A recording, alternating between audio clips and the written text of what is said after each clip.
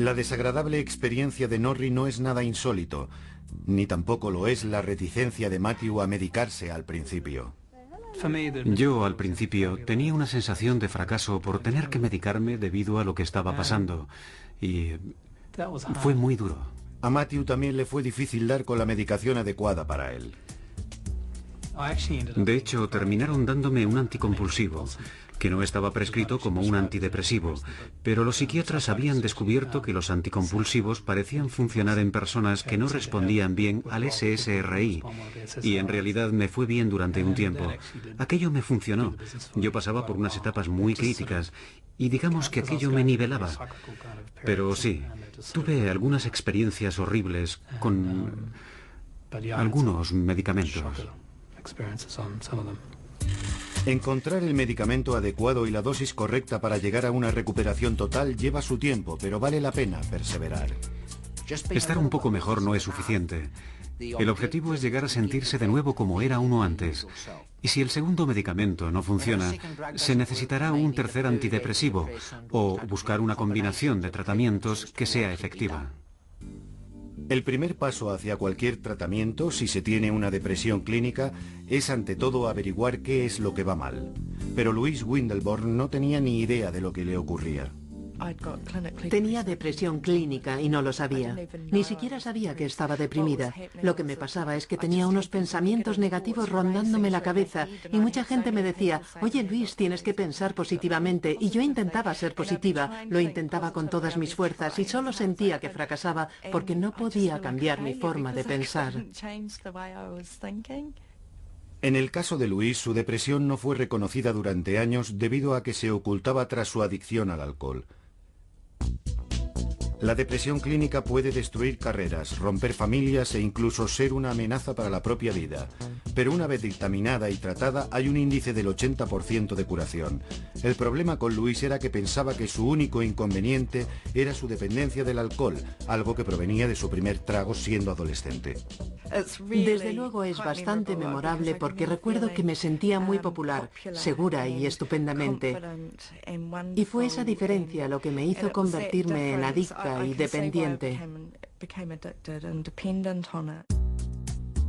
Como Luis, muchas personas tratan de automedicarse para la ansiedad y la depresión con el alcohol. Todavía me acuerdo cómo me sentía. Tomarme una copa funcionaba, relajaba mi cuerpo. Y claro, una vez que estaba sobria, tenía que enfrentarme a mi estómago revuelto de ansiedad. Y eso era duro. Pero al final el alcohol tampoco me lo solucionaba y dejé de trabajar. Para algunas personas, si no estás deprimido clínicamente, puede ser el mismo alcohol el que provoque esos problemas.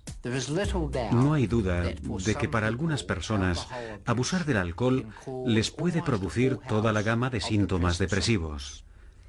En esos casos, si dejan de beber durante más de 2 semanas, muchos de estos síntomas depresivos desaparecerán.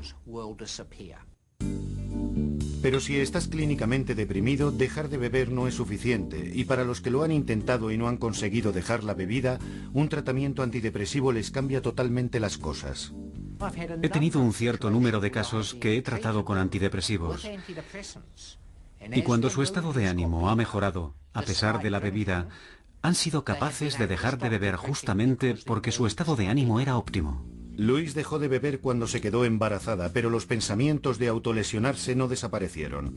Luego, después de una tremenda borrachera, intentó suicidarse. Louise dejó de beber, envió a su hijo a vivir con su padre, emprendió un programa de 12 etapas y esperó que su vida mejorara. Cuando dejé de beber esperaba recuperarme rápidamente. Pensaba que mi vida mejoraría y que me sentiría feliz, pero eso no fue así. Pasaron años sin que ocurriera eso. Al final fue el padrino de su programa el que insistió para que Louise acudiera a un psiquiatra.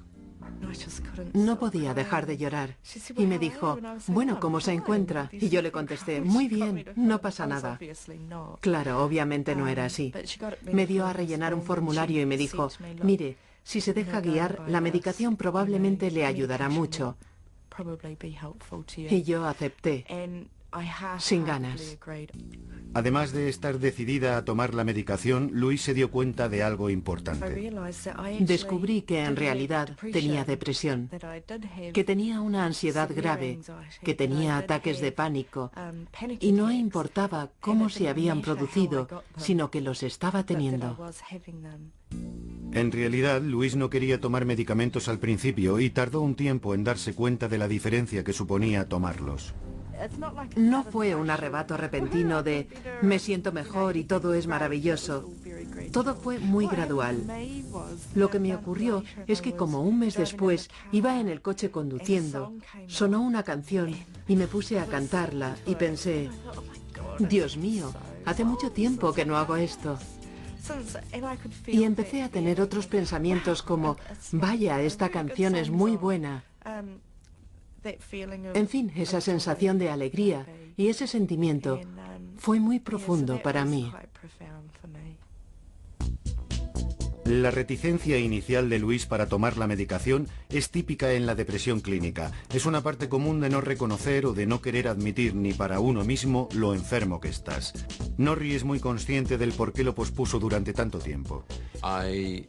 En todo lo relacionado con la salud, yo prefería tratarme con naturopatía y con homeopatía.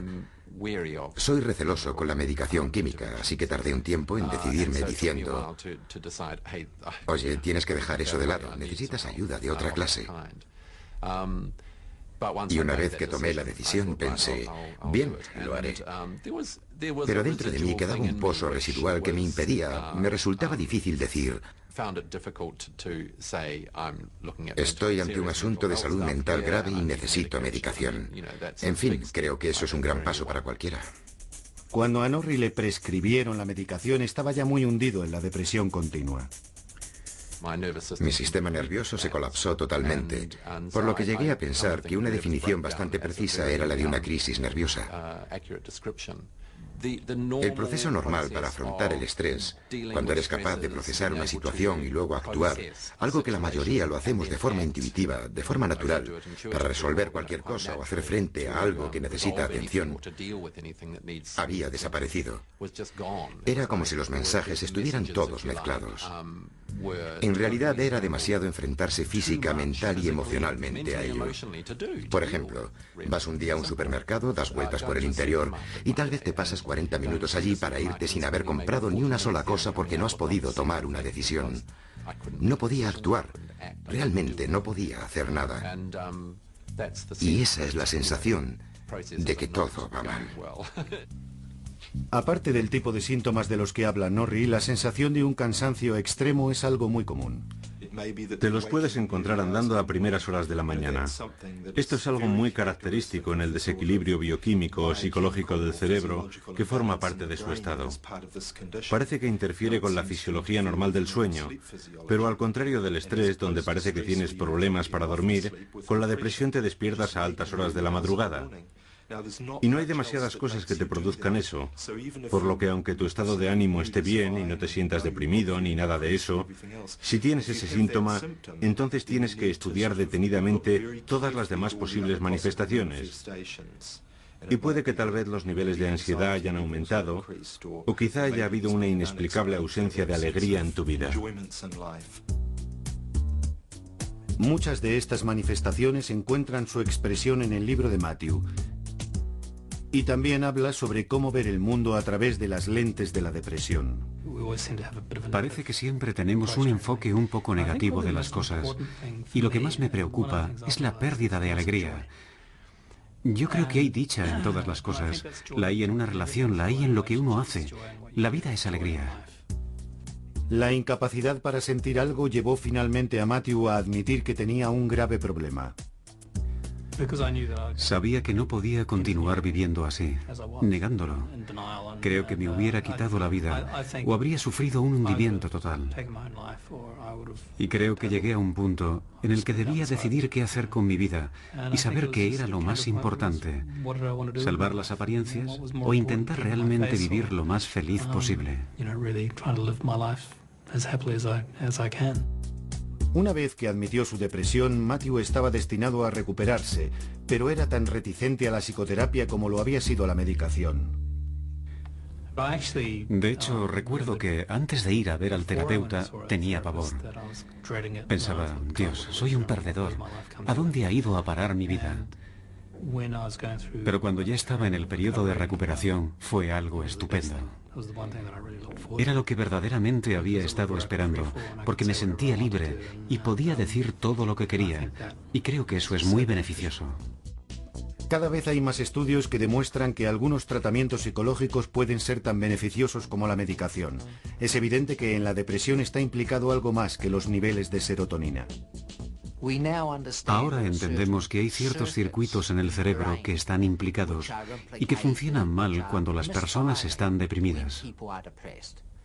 Así que la cuestión central del tratamiento por depresión es cómo hacer que los circuitos funcionen de nuevo. Y la medicación no es la única opción. Los circuitos involucrados están en la parte frontal del cerebro donde está el pensamiento, al igual que en la parte central donde se procesan las emociones, tales como el miedo y la alegría a través de la amígdala y el hipocampo. Estos circuitos influyen entre sí.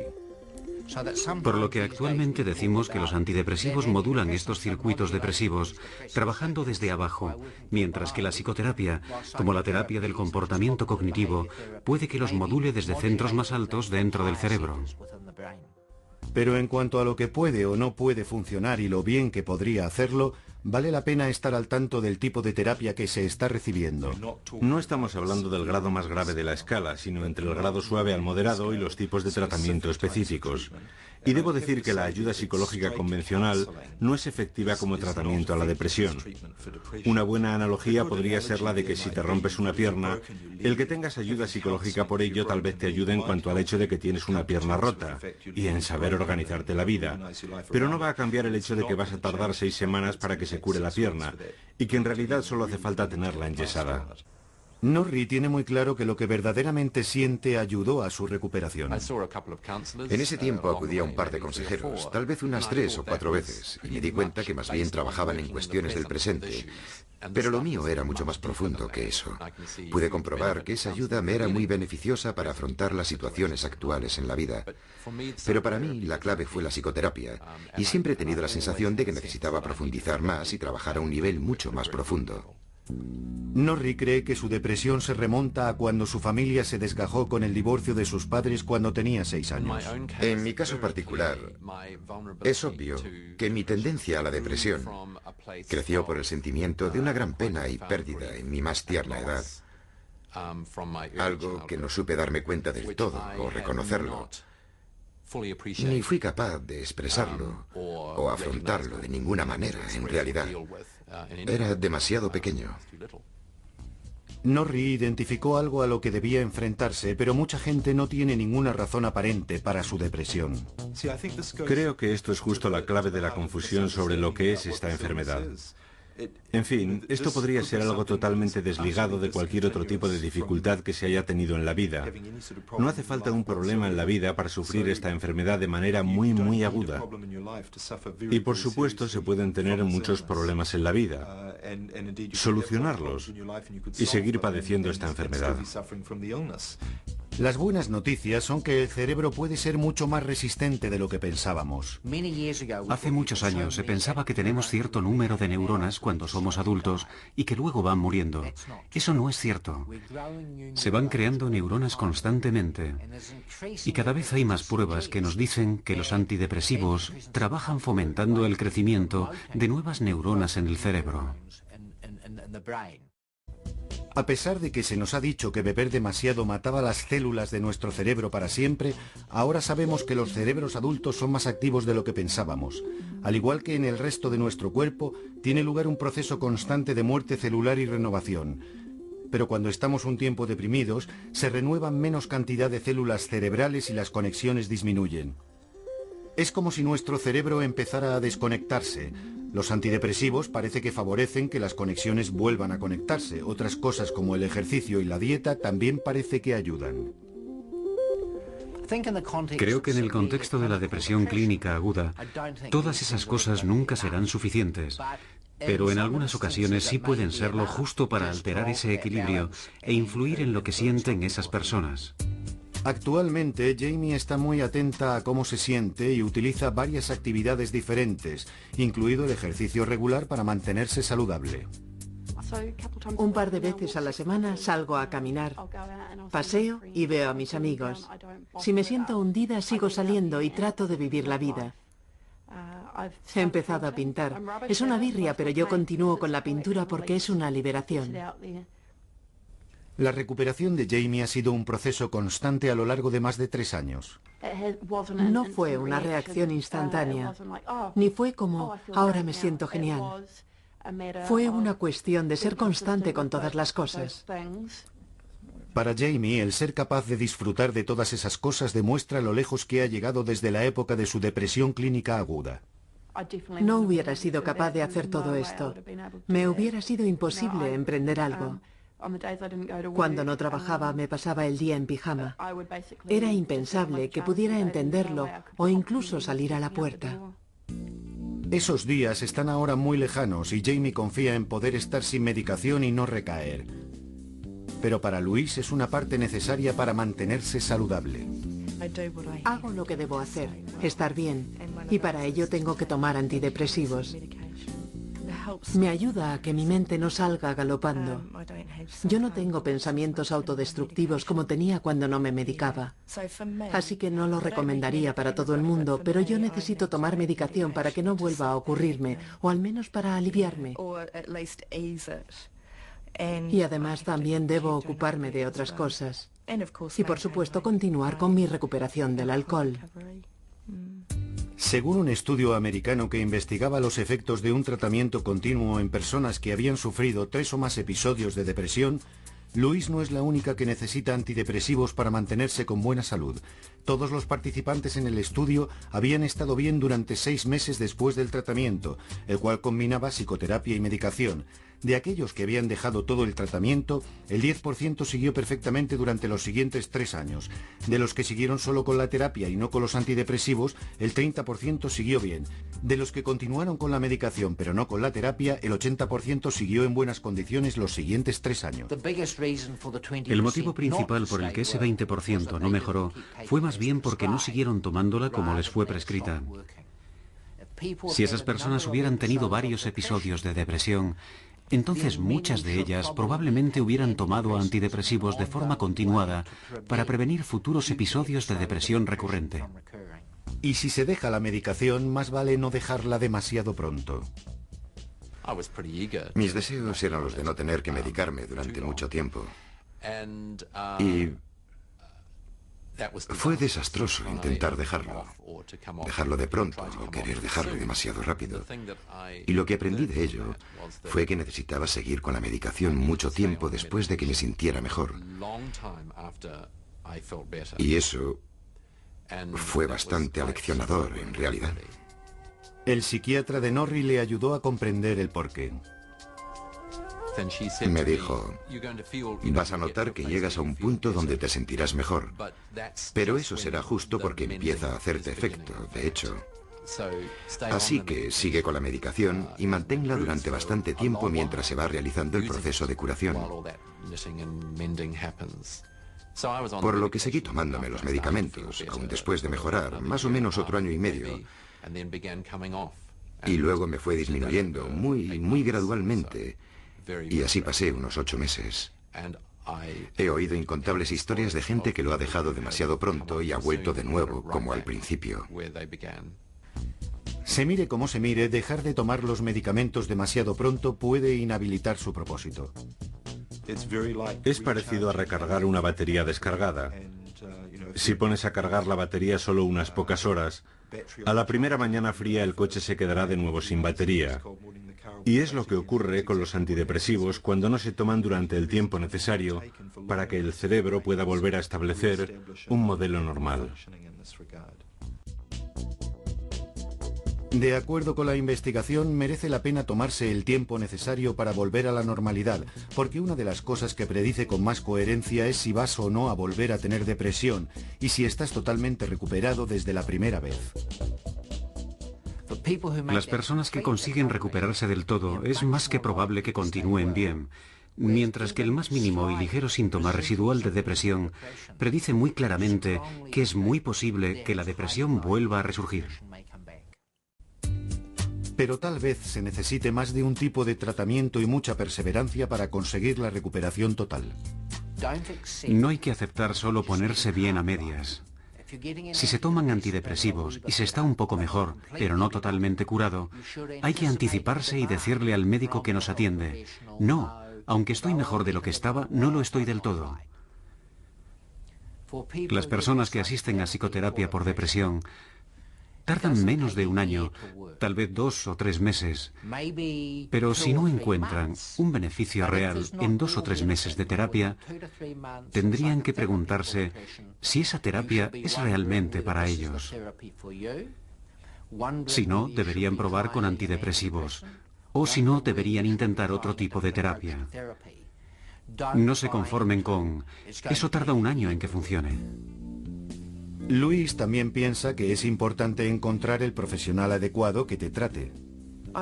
He tenido experiencias sumamente negativas que contribuyeron a que mi estado empeorara. Si no te sientes mejor después de que te trate alguien, o después de un tiempo prudencial, cuando ves que todavía te sientes peor, entonces inténtalo con otros profesionales.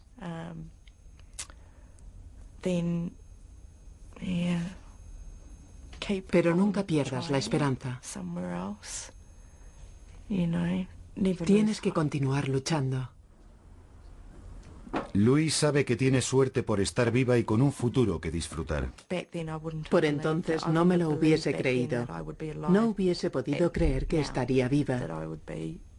Y que hasta sería madre. Y con Matt, aquí haciendo las cosas cotidianas. No solo sobrevivió a su depresión, sino que aprendió mucho sobre la vida. En fin, lo bueno de lo que he hecho es que ahora puedo enseñar cosas. Cómo enfrentarse a los problemas de la vida, mientras que antes no hubiera tenido ni idea. Así que trato de disfrutar de él antes de que se vaya, de que deje el hogar, algo que no está tan lejano. Crecen demasiado deprisa, pero ahora tengo otras posibilidades, aunque no sé lo que me deparará el futuro. Aunque en su futuro puede que todavía exista depresión, Matthew sabe ahora que puede vivir con ella. Alguien dijo: lo más importante es recordar que no importa lo mal que se pongan las cosas si se toman las medidas correctas. Las sombras del perro negro pueden desaparecer y lo harán. Y creo que en realidad los malos tiempos son como las tormentas. Llegan y hacen daño y causarán todos los estragos que puedan.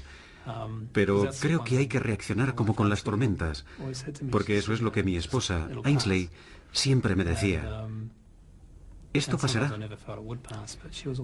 A veces no creía en ello, pero ella tenía razón, y así fue. Cuanto más lo combatas, tanto más batallarás con ello. Cuanto más trates de pasarlo por alto, más tiempo permanecerá ahí. Y ese es el motivo de que el libro del perro negro siempre me analice a mí. Y es que creo que solo está esperando. Bueno, espera que yo tome medidas. Porque yo no lo considero como si el perro estuviera muerto o como algo maligno. Más bien creo que, de hecho, es algo que forma parte de nosotros orgánicamente y que necesita que se le dé una respuesta.